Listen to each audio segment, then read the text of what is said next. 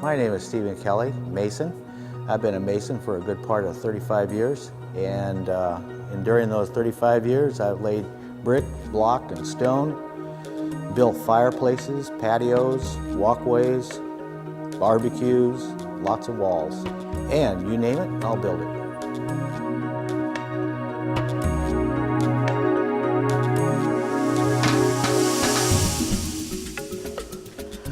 Okay, the first thing we're going to do today is we're going to give you a layout on the tools that you're going to need to do these projects.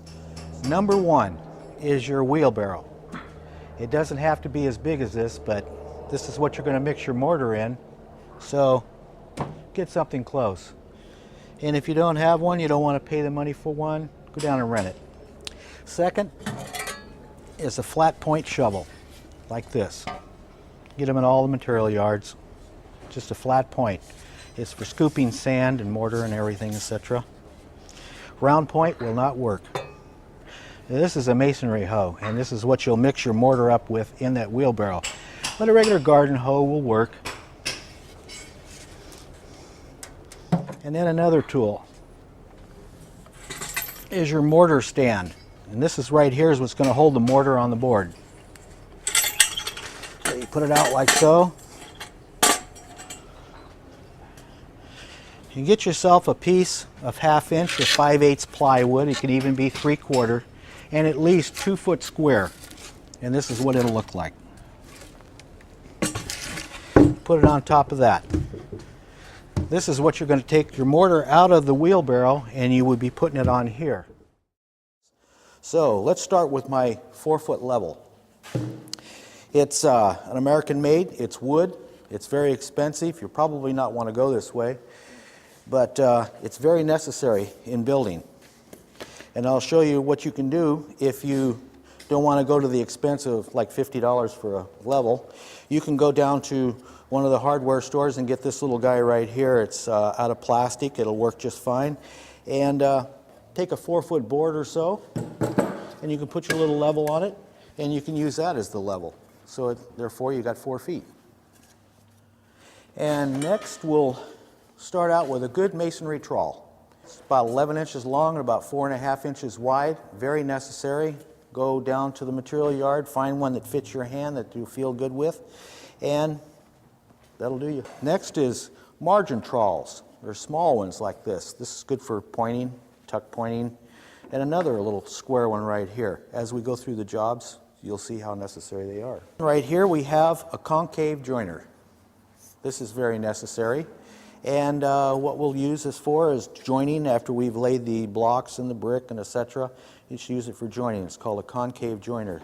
And this one right here is a rake joiner. And you just use it to rake the joints out. I'm sure you've seen that. Later on we'll show you how to do it. And we have a brick hammer. This is really necessary. It's about like so. Go down there, find one that fits your hand, pick it out because you're going to need it when you start doing your masonry work. And a little sledgehammer like this. It's a 3-pounder for putting in stakes and etc. Maybe breaking some stone. Works good. And then a chisel, a 4-inch chisel.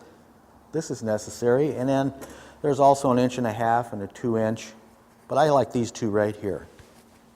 Go with a nice little square like this. Fits in a bucket. It's very necessary when you want to make a square on something if you wanted to square off with a pencil. Next we're going to go with a carpenter's pencil. They're about 8 inches long and they're flat. They have a lot of lead in them, so this is a very, very important tool to have. And crayons. You can get them in different colors, blue, yellow, red, etc. for making marks and stuff like that, especially on block. This works good. And get yourself a nice little knife for sharpening that pencil, cutting lines, etc. Next thing we're going to need is a masonry brush, about like so. You can go down to the hardware store, they have them down there. And a good pair of wire cutters. You have to have wire, you have to tie some steel in your block work and stuff. It's always good to have a pair of good wire cutters. And line, nylon line. This is about 1,000 feet, one of our newer colors, really bright.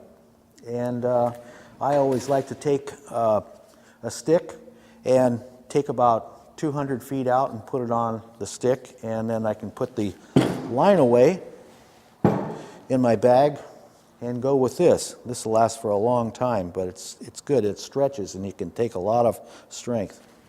And these right here are adjustable little brackets that you use like line blocks, and they fit right over the block itself. And they're adjustable. They can use it on an 8-inch block, a 6-inch block, a 12-inch block, and they adjust up and down. And in a little while I'll be showing you how to use those. And also a good pair of cotton gloves. There's a couple different kinds, a couple of dollars a pair. Very necessary with block, because block are really sharp. And a set of line blocks. Wood, get them at the material yard. In a little while I'm going to show you how to use them. And this little guy was hiding. It's a little sub-level. This is necessary when you're building leads. And when you're building leads, you want it for plumbing and leveling, small stuff.